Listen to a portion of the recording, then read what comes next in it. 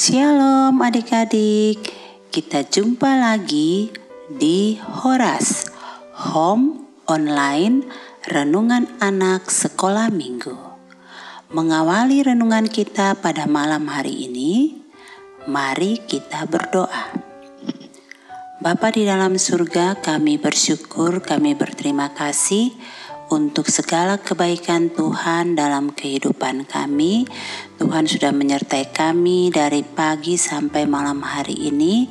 Dan di malam hari ini kami diberi kesempatan oleh Tuhan untuk boleh mengikuti renungan pada malam hari ini. Biarlah Roh Kudus-Mu menolong kami, memberikan kami hati yang berpengertian untuk kami mengerti akan firman Tuhan yang kami dengar pada malam hari ini, dan juga hati yang taat untuk melakukannya di dalam kehidupan kami setiap hari. Berfirmanlah ya Tuhan, karena kami anak-anak-Mu siap untuk mendengarkannya. Di dalam nama Tuhan Yesus Kristus kami berdoa. Amin. Adik-adik, judul renungan kita pada malam hari ini, tempat untuk Yesus. Firman Tuhan diambil dari Lukas 2 ayat 7. Dan ia melahirkan seorang anak laki-laki. Anaknya yang sulung, lalu dibungkusnya dengan lampin dan dibaringkannya di dalam palungan, karena tidak ada tempat bagi mereka di rumah penginapan. Suatu hari libur, Pak Dodit mengajak anak-anaknya untuk pergi naik gunung Papandayan di Garut. Anak-anaknya sangat senang sekali, karena pertama kalinya diajak naik gunung. Pagi-pagi benar, mereka sudah tiba di lokasi dan mulai naik gunung. Sepanjang perjalanan, Lili, sang kakak, dan Bayu, sang adik, berjalan sambil bersenandung. Sesekali mereka keluar dari jalur karena tertarik kepada sesuatu seperti warna atau bentuk batu yang unik. Sesekali berhenti minta difoto dengan latar belakang pemandangan asap yang keluar dari celah-celah kawah terbawa angin. Tiba di kawah, Pak Dodi bersama anak-anaknya beristirahat sembari menikmati teh panas dan kudapan. Sesudah itu, mereka kembali melanjutkan perjalanan mendaki gunung. Waktu masih menunjukkan pukul 9 pagi. Sinar matahari mulai terasa panas. Namun, udara sejuk dan hembusan angin membuat terik matahari tidak terlalu terasa. Tiba-tiba Lili berkata kepada ayahnya, "Pak, aku udah mulai capek. Boleh nggak kita cari tempat penginapan di sekitar sini untuk bermalam? Aku juga kepingin lihat matahari terbit, Pak." Lalu Pak Dodit mencoba mencari tempat penginapan di sekitar mereka. "Permisi Pak, mau tanya, apakah masih ada kamar kosong untuk malam ini?" tanya Pak Dodit kepada salah satu pelayan penginapan. "Maaf Pak, untuk hari ini kamar kami sudah penuh Pak. Bapak coba cari tempat penginapan lain ya." Pak Dodit lalu berjalan keluar dan mencari tempat penginapan lain. Ya, Pak Dodit ingin mendapatkan tempat agar anak-anaknya bisa beristirahat.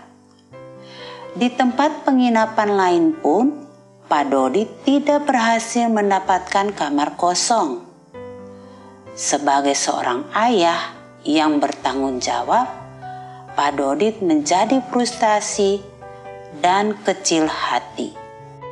Adik-adik bisa bayangkan keadaan Maria dan Yusuf pada saat mereka tiba di Bethlehem dan menemukan tidak ada satu kamar pun yang tersedia. Bayangkan Yusuf yang memohon kepada pemilik penginapan, memberitahukan kepadanya tentang keadaan istrinya Maria, dan betapa mereka sangat membutuhkan tempat bagi Maria untuk melahirkan bayinya. Namun, seperti yang tercatat dalam Alkitab, Lukas 2 ayat 7, tidak ada tempat bagi mereka di rumah penginapan. Adik-adik, mungkin kita akan bertanya, mengapa Yesus harus lahir di kandang hewan? Kenapa tidak di rumah sakit bersalin atau di hotel yang mewah?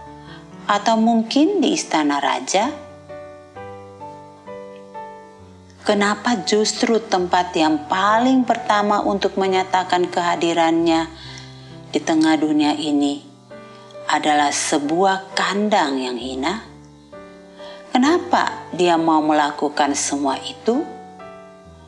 Seharusnya Tuhan bisa dong memerintahkan para malaikat untuk menyediakan tempat yang layak waktu itu. Tapi, kenapa justru harus di tempat yang paling hina? Inilah kabar baik dari peristiwa Natal. Yesus lahir di kandang hina supaya orang-orang yang merasa dirinya adalah seorang yang hina dapat menjumpai Yesus. Jika Yesus dulu lahir di istana raja, para gembala mungkin akan berpikir ribuan kali untuk datang menghampirinya. Jika Yesus lahir di istana raja, tidak sulit bagi para Majus untuk datang dan menghampiri Yesus di sana. Tapi untuk para gembala, mereka akan kesulitan karena mereka hanyalah gembala yang dimana pekerjaan mereka itu dianggap hina dan keji oleh orang dunia. Yesus lahir di kandang hina agar dia bisa dijumpai oleh siapa saja. Dan satu lagi yang jauh lebih penting adalah kandang tanpa Yesus akan selalu menjadi hanya sebuah kandang yang dianggap hina. Akan tetapi, ketika Yesus lahir di sana, yang ada bukan lagi kehinaan, melainkan kemuliaan. Adik-adik, hari ini bagaimana denganmu? Adakah tempat bagi Yesus dalam hidupmu? Tidak ada saat yang lebih baik dari saat ini untuk memberikan hidupmu kepadanya dan menerimanya sebagai juru selamat pribadimu. Semoga semua beban, pergumulan, kepenatan dalam hidup kita yang sudah sumpah dengan belajar online, tidak bisa bepergian karena masih dalam pandemi COVID-19. Semoga itu semua tidak membuat kita melupakan untuk memberikan satu tempat untuk Yesus hadir dan lahir dan berkarya di dalam kehidupan kita. Amin. Adik-adik, mari kita berdoa.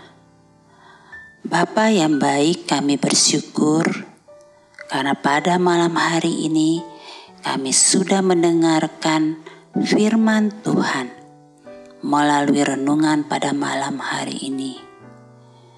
Tuhan, tolong kami agar kami mau menyediakan tempat yang terbaik bagimu di hati kami. Kami mau menjadikan Engkau sebagai Tuhan dan Juru Selamat pribadi kami. Tolong kami Tuhan, berkati kami di malam hari ini. Ketika kami beristirahat, biarlah Tuhan menjaga dan melindungi kami dan memberkati kami sepanjang malam sampai pagi hari nanti. Dan biarlah pada besok hari kami bangun dengan tubuh sehat, kuat, tidak kurang satu apapun. Dan Tuhan mau memberkati kami, mempertemukan kami kembali pada Horas hari Rabu minggu depan. Terima kasih Tuhan, ampuni akan segala dosa dan salah kami. Di dalam nama Tuhan Yesus Kristus kami berdoa. Amin. Adik-adik, demikianlah Horas kita pada malam hari ini. Sampai jumpa di Horas hari Rabu minggu depan. Tuhan Yesus memberkati.